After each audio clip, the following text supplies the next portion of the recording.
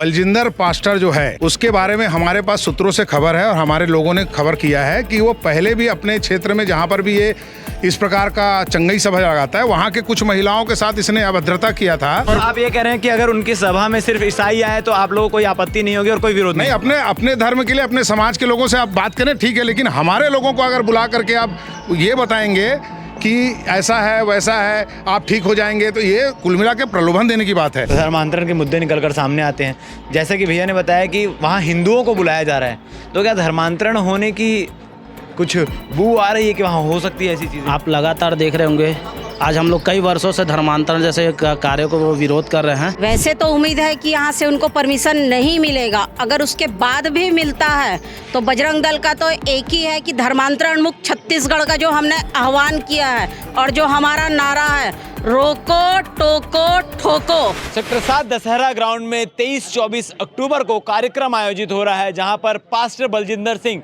जिनको आपने social media पर देखा होगा, जिनकी वीडियो खूब वायरल होती है सोशल मीडिया पर, लोगों को ठीक करते हुए, लोगों की इलाज करते हुए, बीमारियां दूर करते हुए और तमाम चीज़ें करते हुए, वो बलजिंदर सिंह अब सेक्टर 7 भिलाई आ रहे हैं, जिसको लेकर बजरंग दल विरोध कर रहा है और ज्ञापन देने आया है, कलेक्ट्रेट में बात करने आया है। आखिर क्या मुद्दा है, किन विषयों को लेकर बलजिंदर सिंह को यहाँ भिलाई आने से रोकने की मांग चल रही है, बात करेंगे। हमारे साथ तमाम पदाधिकारी लोग मौजूद हैं। रतन जी, बलजिंदर सिंह आ रहे हैं, पास्टर हैं, हाँ। क्या विरोध है, क्यों नहीं आने देना चाहते? देखिए, ये बलजिंदर पास्टर जो है उसके बारे में हमारे पास सूत्रों से खबर है और हमारे लोगों ने खबर किया है कि वो पहले भी अपने क्षेत्र में जहां पर भी ये इस प्रकार का चंगई सभा लगाता है वहां के कुछ महिलाओं के साथ इसने अभद्रता किया था, अश्लील SMS बना करके ब्लैकमेलिंग करके उसका दैहिक शोषण किया।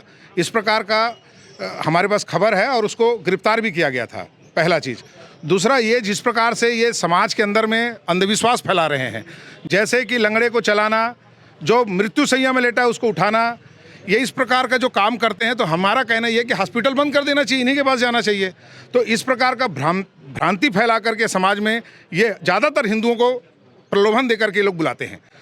मेरा कहना ये कि आप ईसाई जितने भी हैं वो आकर के आपके कार्यक्रम में रहें, समझ में आता है, लेकिन आप खुद स्वयं जाकर देखिएगा, ईसाई से ज़्यादा ये हिंदुओं को बुला करके वहाँ पर। आप ये कह रहे हैं कि अगर उनकी सभा में सिर्फ ईसाई आए तो आप लोगों को कोई आपत्ति नहीं होगी और कोई विरोध नहीं, अपने धर्म के लिए अपने समाज के लोगों से आप बात करें, ठीक है, लेकिन हमारे लोगों को अगर बुला करके आप ये बताएंगे कि ऐसा है वैसा है आप ठीक हो जाएंगे तो ये कुल मिला के प्रलोभन देने की बात है। हम बलजिंदर का पुरजोर विरोध करते हैं, वो नहीं आना चाहिए। और जो कार्यक्रम करवा रहा है, कोई लोजस मोगन कुछ नाम है उसका, मुझे पता नहीं, उसका भी क्रिमिनल रिकॉर्ड आ रहा है, वो भी क्रिमिनल ऐसे बता रहे हैं। तो आखिर चल क्या रहा है? शांति प्रिय प्रदेश के अंदर में इस प्रकार का माहौल को ख़राब करने का काम ना करे। प्रशासन से हमने निवेदन करने आए हैं कि आप इसके कार्यक्रम का परमिशन किस बेस पे दे रहे हो हमें बताइए, और कार्यक्रम का अगर करवा भी रहे हो तो ये कार्यक्रम किसी भी कीमत में हिंदुओं के साथ नहीं होना चाहिए। अगर कोई हिंदू आता है तो उसके आधार कार्ड को चेक किया जाए, अगर वो विधिवत कन्वर्टेड अगर हुआ है कलेक्टर से परमिशन लेकर के, कोई आपत्ति नहीं है, जाए उसको जहाँ जाना है। लेकिन बाकी हिंदू जो कन्वर्टेड नहीं है, जो ये जो बहलाने फुसलाने की बात करते हैं ना कि हमारा मन परिवर्तन हो गया, ये मन परिवर्तन वाला गणित नहीं चलेगा यहाँ पर।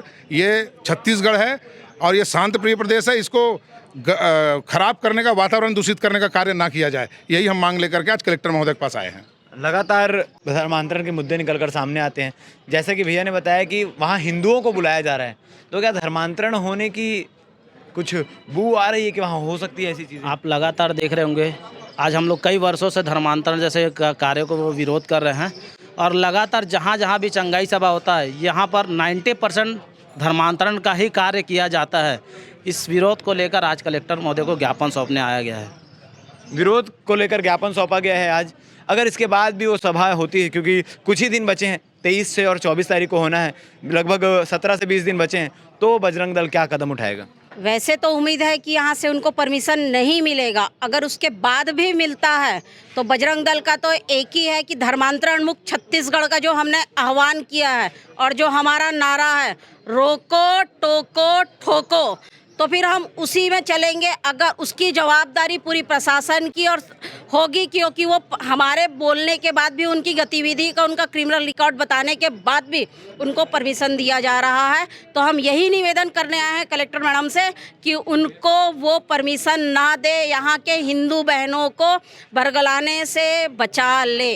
जैसा कि रतन जी ने बताया कि अगर वो ईसाई ही आते हैं उनकी सभा में, तो जी। कोई दिक्कत नहीं है। जी। तो अगर वो ईसाई का नाम लेकर यहाँ से परमिशन ले लेते हैं और उसके बाद कोई चीज़ें होती है कि वहाँ हिंदू पाए जाते हैं या कुछ चीज़ें होती है, तो क्या बजरंग दल उसमें नज़र रखेगा? पैनी बिल्कुल नज़र? न, पूरे सभी लोग वहाँ पर हम रहेंगे, हम देखेंगे, हमको समा दिख जाता है कि कौन हिंदू है और कौन क्रिश्चियन है, कौन धर्मांतरित होकर झूठ बोल के आ रहे हैं, वो हमें दिख जाता है। तो बिल्कुल हमारा टीम पूरे बजरंग दल के भाई लोग और हम सब खड़े रहेंगे।